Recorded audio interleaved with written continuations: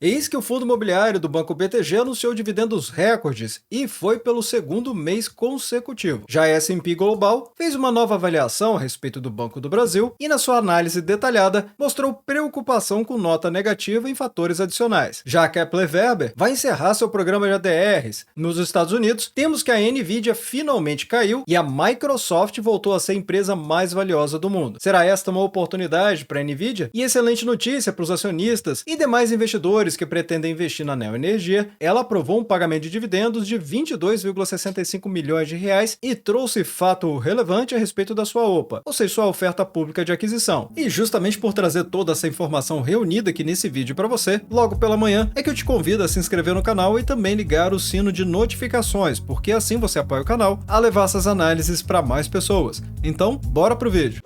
Olá, amigos do Ativo Virtual, aqui é o Alex, e como eu sempre digo, todos os vídeos do Ativo Virtual eu sempre começo com os anúncios de pagamento de dividendos, justamente em respeito à nossa comunidade. Então temos aqui que a Neo Energia aprovou esse pagamento de mais de 22,5 milhões de reais em forma de JCP. O pagamento, ela informa que vai ser até o dia 31 de dezembro deste ano. Mas notem aqui, a palavra é até, o que significa dizer que ela pode antecipar esse pagamento. E saiu por toda parte, afinal de contas, esse pagamento da Neo Energia estava sendo muito aguardado pelo mercado. E é claro, vamos ir aqui diretamente do site do Ativo Virtual, no menu Ferramentas, Radar de Dividendos, porque essa é a ferramenta do Ativo Virtual que monitora todos os anúncios de empresas e traz para cá até mesmo as propostas de pagamento de dividendos em primeira mão para os membros do canal. E no caso, a última que o Radar de Dividendos me alertou foi a respeito do anúncio da Neo Energia, ou seja, até a data de gravação desse vídeo. Pode ser que quando você for acessar o radar de dividendos, já tenham muitos outros anúncios aqui. Mas a data de aprovação foi na última quinta-feira, dia 20 de junho. A empresa vai pagar em forma de JCP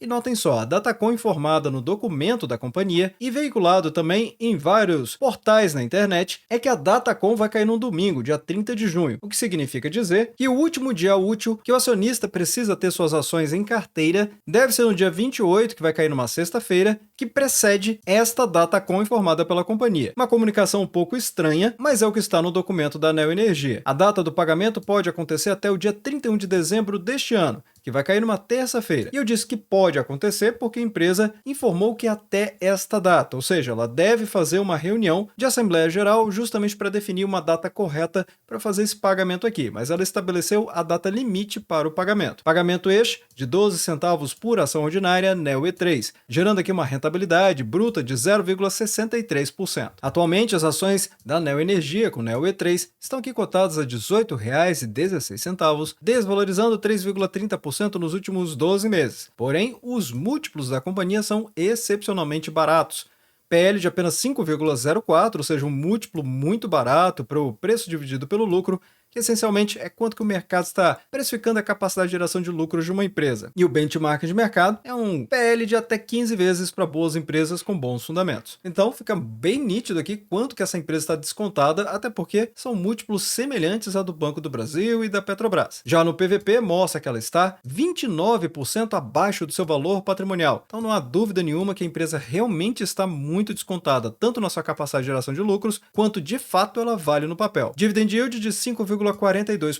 A empresa também trouxe um fato relevante falando a respeito do documento anterior que ela tinha trazido sobre sua OPA, ou seja, a oferta pública de aquisição. Essa aquisição das ações da Cosern, onde o objetivo da companhia é converter o registro da companhia aberta de categoria A para a categoria B. Com isso, a empresa vai aumentar o preço oferecido por ação após receber um novo laudo de avaliação da consultoria contratada. No novo laudo, as ações ordinárias da Cosern foram avaliadas em R$ 15,33, enquanto as ações preferenciais classe A e classe B ficaram em R$ 16,86. Valores maiores do que da data da oferta inicial. Inclusive, saiu no fato relevante divulgado pela companhia, justamente explicando a respeito da Cosern. Então, para não ter dúvida nenhuma, aqui nesse documento ela realmente traz o nome da consultoria, explica a questão da categoria A e B relacionada à OPA e os valores avaliados pela consultoria para cada categoria e classe de ativo. O próprio documento ratifica. Sendo assim, a ofertante esclarece que realizará novo protocolo da documentação da OPA perante a CVM e a B3 também, sendo a principal alteração a elevação do preço oferecido na OPA em decorrência da conclusão do novo laudo de avaliação. E a Neoenergia manifesta desde já sua intenção de não prosseguir com a OPA caso ela seja aceita por acionistas titulares de mais de 1/3 e menos de 2/3 das ações objeto da OPA, ou seja, da Cosern. Mas ainda complementa, no caso B, se não for obtida a aprovação para a conversão do registro da companhia por acionistas titulares de mais de 2/3 das ações objeto da OPA habilitadas para o leilão desta OPA aqui. Agora vamos falar desse relatório da S&P, que traz análise a respeito do Banco do Brasil, sendo que nessa tabela de classificação dos ratings, ela explica que existem fatores adicionais, aos quais ela atribui -3. Então, os principais fatores de crédito para o Banco do Brasil, no ponto de vista da S&P Global, é que é um dos maiores bancos da América Latina, com uma franquia líder de mercado, rentabilidade sólida, suportada por margens de intermediação financeira líquidas e receitas de prestação de serviço, bem como base funding, captação de recursos, como ela explica, considerado estável, além de ser diversificada e de baixo custo. Agora, como pontos fracos, ela está destacando aqui para o Banco do Brasil a alta exposição ao mercado doméstico, ou seja, o Banco do Brasil majoritariamente atua no mercado do Brasil. E condições econômicas desafiadoras no Brasil acabam limitando o investimento. Ou seja, está falando aqui realmente da nossa política econômica, da inflação e da capacidade que o Brasil tem de crescer o seu PIB. E o terceiro ponto, forte concorrência no setor bancário brasileiro. Afinal de contas, existem várias fintechs e bancos digitais, sem falar a grande guerra que está acontecendo com os grandes bancos que estão se adaptando para essa era mais digital e que precisa compreender melhor a necessidade de seus clientes, além de altíssima competitividade em taxas também, o que acaba pressionando os lucros dos bancos e, consequentemente, o resultado do Banco do Brasil. Ainda assim, eles citam nesse relatório: esperamos que as atividades de negócios diversificadas do banco, como um dos maiores grupos financeiros do Brasil, continuem sustentando seus resultados e balanço patrimonial estável e o diferenciando de pares com ratings semelhantes. Acreditamos que o Banco do Brasil continua sendo um dos maiores bancos da América Latina com forte diversificação e franquia líder de mercado, apesar de uma forte concorrência no mercado brasileiro. Então eles estão reiterando nesse parágrafo esses pontos aqui, mas também destacam os pontos positivos. Desempenho operacional histórico mais forte, exatamente no primeiro trimestre deste ano. E para quem não viu ou não se lembra, eu trouxe o Fique Preparado do Banco do Brasil há cerca de um mês atrás. Recomendo muito que você assista, apesar de ser um vídeo um pouco mais longo, mas com certeza vai te dar o alicerce que você precisa para compreender a situação atual do banco, além de trazer perspectivas, projeções e preço-teto, que é exatamente o raio-x que eu sempre proporciono para a nossa comunidade no quadro Fique Preparado. E sobre as preocupações a respeito do banco e a necessidade de crescer dentro do mercado desafiador do Brasil, e a palavra desafiador aqui entra justamente por conta da nossa capacidade de crescimento do PIB, as projeções fora da meta da inflação e outras questões relacionadas, a S&P explica: apesar da maior necessidade de provisionamentos de crédito, acreditamos que as perdas de crédito do Banco do Brasil permanecerão contidas graças à sua carteira de baixo risco, considerando aqui os empréstimos ao setor do agronegócio e consignados também, bem como a flexibilidade para reestruturar créditos para mitigar perdas potenciais.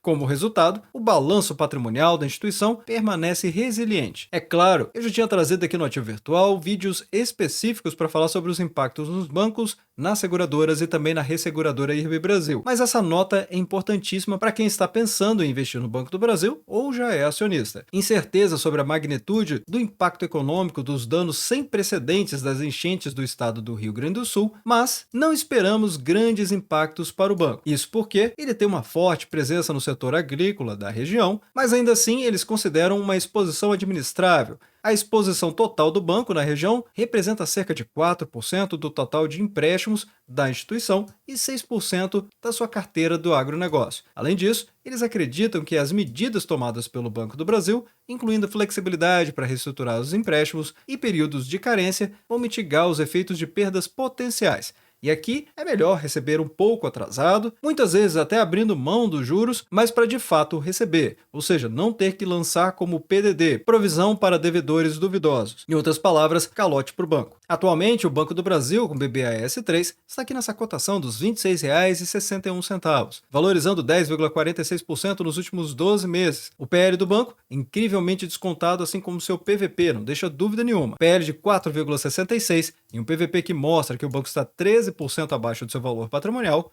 acomoda esses riscos citados pela S&P Global que estão pairando sobre o Banco do Brasil. Todos os números que vimos são bem inferiores aos descontos que podemos constatar tanto no PL quanto no PVP. Já no Dividend Yield, 9,08%. Mas e você? O que você pensa e espera do Banco do Brasil? Deixe nos comentários abaixo. Agora vamos falar sobre o fundo imobiliário do BTG. Afinal de contas, está chamando a atenção do mercado porque está trazendo dividendos recordes pelo segundo mês consecutivo. E que fundo é esse? É o BTG Pactual Agrologística, que tem o código de bolsa de valores BTAL11. Está atualmente cotado a R$ 72,07, com um dividend yield de 11,78%. O melhor de tudo é que o PVP está mostrando que esse fundo imobiliário ainda está com desconto de 33%. Além de ter uma liquidez média diária interessante de R$ 673 milhões e desvalorizando 13,19%. Dependendo do seu perfil de investidor, isso aqui pode ser uma oportunidade. Afinal, se você acredita nos fundamentos de uma determinada empresa ou fundo imobiliário, ou seja, que a gestão é boa, a administração ativa e de fato está empenhada em aumentar os lucros do fundo, então a queda das cotações pode significar que você pode ter melhores dividendos no futuro. Afinal, seu dividend yield on cost vai ser mais interessante caso as cotações voltem a valorizar. E nesse caso aqui, o BTG Pactual Agrologística trouxe um novo anúncio de 84 centavos que serão pagos no dia 26 de junho. Apenas para se ter uma ideia, o valor correto, ou seja, o valor justo para as cotações de cada cota desse fundo imobiliário aqui, deveria ser de R$ 107,98. No entanto, nessa cotação de R$ 72,07, fica muito claro essa diferença favorável do PVP. Lembrando ainda que esse fundo imobiliário é do tipo fundo de tijolo, com uma taxa de administração de 1,10%. Apenas para se ter uma ideia da média do tipo do segmento, ou seja, onde ele está inserido, como eu mostrei, esse PVP de 0,67 e a média do tipo e segmento dele tem outros fundos com 0,76, indicando que esse PVP está abaixo da média dos fundos imobiliários que estão nesse tipo e segmento. Mesma coisa para o valor patrimonial, muito mais interessante, chegando aqui aos 645 milhões, praticamente 646 milhões de reais, e a média dos outros fundos, que ainda por cima estão mais caros, 350 milhões. Dividend yield, ainda mais interessante, 11,78, e a média de 8,19. Já o valor por cota está bem próximo, 107, praticamente R$ 108 contra R$ 106,33 na média desse tipo e segmento de fundos imobiliários. E realmente, se observarmos o que aconteceu aqui, no mês de maio, ele trouxe uma rentabilidade para os seus cotistas de 1,15%. E agora, no mês de junho, 1,13%. Não deixando dúvida que esses últimos 2 meses são os maiores desde março de 2021. Geralmente, esse fundo imobiliário tem Datacom na segunda quinzena de cada mês. Nesse mês, foi no dia 19 de junho de 2024 e pagamento, como eu havia mencionado, no dia 26 desse mês. Valor de 84 centavos por ação, assim como foi no mês passado. Agora vamos falar da Kepler Weber, que ela está encerrando seu programa de ADRs. Mas afinal, o que isso significa para o investidor? Então, a primeira coisa que precisamos entender é a definição de uma ADR, que é American Depositary Receipts, ou seja, as ações de empresas estrangeiras no mercado dos Estados Unidos. O objetivo aqui é que elas permitam que as empresas estrangeiras aumentem sua visibilidade no mercado de capitais dos Estados Unidos, ampliando a sua base de acionistas e promovendo, é claro, a liquidez das ações. No caso do programa das ADRs da Kepler Weber, ele foi lançado em fevereiro de 2024, justamente primando pela visibilidade da companhia, aumentar a liquidez das ações e ampliar a sua base de acionistas, bem como facilitar o acesso do papel por investidores estrangeiros. E de acordo com a nota oficial da companhia sobre esse encerramento, que foi no dia 19, a Kepler Weber anunciou que a razão pela qual ela está fazendo isso é que não obteve o retorno esperado, afirmando que o programa de ADRs não possui unidade emitida ou investidores que possuam ADRs, indicando realmente que foi um programa que fracassou no mercado americano. Em comunicado, a Kepler Weber mencionou que continuará suas iniciativas para atrair novos investidores internacionais, mas com foco em expandir a base de investidores locais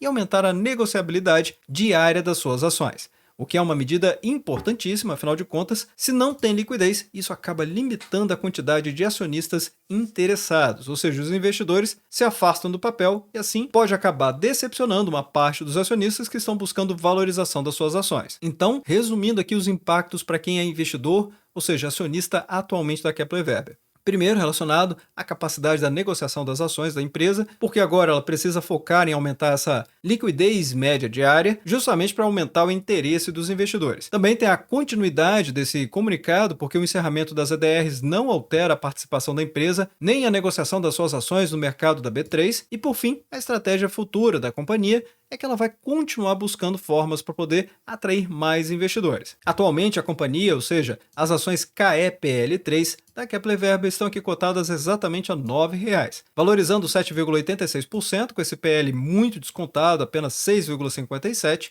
mas o PVP denuncia que a empresa está 107% acima do seu valor patrimonial. Dividend yield interessantíssimo, de 9,42%. E a Nvidia caiu nas suas cotações e a Microsoft voltou a ser a empresa mais valiosa do mundo. Mas vamos entender por que a Nvidia perdeu cerca de 200 bilhões de valor de mercado na última sexta-feira. A Nvidia, como a empresa mais valiosa do mundo, acabou não durando muito. Afinal, a companhia teve forte queda na última sexta-feira, dia 21, e com isso devolveu o título de maior empresa para a Microsoft. As ações da Nvidia chegaram a cair até 7% em Nasdaq, mas acabou recuperando parte dessa perda. Se observarmos o que aconteceu no Brasil com o NVDC34, ou seja, a BDR da Nvidia aqui no país, ela caiu 3,36%, ou seja, o fechamento foi exatamente no valor de R$ 14,36. Forte queda aconteceu na quinta e também na sexta, ou seja, na quinta-feira teve uma queda de 6,01%. Mas para quem se impressionou com esses 200 bilhões de dólares de queda no seu valor de mercado, vale lembrar que a empresa tem um valor de mercado de 3,3 trilhões de dólares. Então, uma queda de 200 bilhões de dólares é um número impressionante para o nosso mercado brasileiro. Como, por exemplo, a própria Petrobras tem um valor de mercado de 490 bilhões de reais. Em outras palavras, a queda das cotações da Nvidia, se multiplicarmos aqui por R$ 5,30 o dólar, foi equivalente a 2 Petrobras apenas nesse pregão. Então, investir numa empresa tão grande quanto essa, precisa realmente ter compreensão do que está fazendo. Com isso tudo, a Nvidia voltou ao terceiro lugar no ranking das empresas mais valiosas do mundo, deixando espaço para a Microsoft e para a Apple também. E assim, ela saiu dos 3,3 trilhões de dólares para 3,11 trilhões de dólares. O ranking atualmente das 6 maiores empresas do mundo ficou dessa forma: Microsoft em primeiro lugar, depois a Apple, a Nvidia, a Alphabet e a Amazon, aqui com 1,94 trilhões de dólares. Ainda assim, para muitos analistas, isso não se trata de uma bolha, mas de fato uma empresa que tem um valor de mercado e com alta atratividade. E esse movimento pode ser visto como uma flutuação natural de mercado. Aliás, isso já ficou claro quando a gente observou diretamente no gráfico da Nvidia. É só observarmos aqui no diário, mas se buscarmos o médio prazo, que geralmente é o que a gente busca mesmo, ou seja, o médio prazo, vendo aqui no semanal, não tem dúvida nenhuma. E isso aqui se trata apenas de uma correção depois de um fortíssimo movimento de alta que vem sustentando desde a semana do dia 22 de abril de 2024, mas se formos observar, a empresa está valorizando muito mais tempo do que isso. O movimento de alta aconteceu, na verdade, podemos dizer que na semana do dia 23 de janeiro de 2023. Nessa semana, as cotações chegaram a valorizar até essa máxima da última semana, ou seja, da semana do dia 17 de junho de 2024, mais de 700%. Então dizer que a empresa teve uma semana com uma queda de 3,36% não significa absolutamente nada depois de toda essa alta. Em entrevista com o jornal Valor Econômico, o diretor da divisão Enterprise da Nvidia na América Latina afirmou que o salto da Nvidia e da inteligência artificial não é uma bolha. A IA moderna tem 12 anos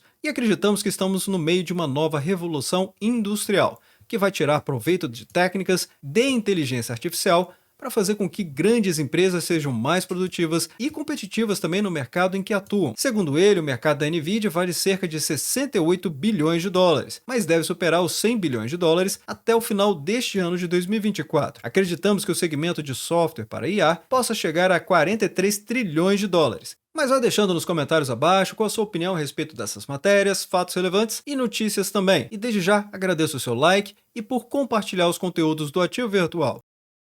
Bem, obrigado pela sua companhia neste vídeo. Eu sou o Alex e este é o canal Ativo Virtual. Aproveito o momento para agradecer os membros do canal que ajudam a levar essas análises para toda a nossa comunidade.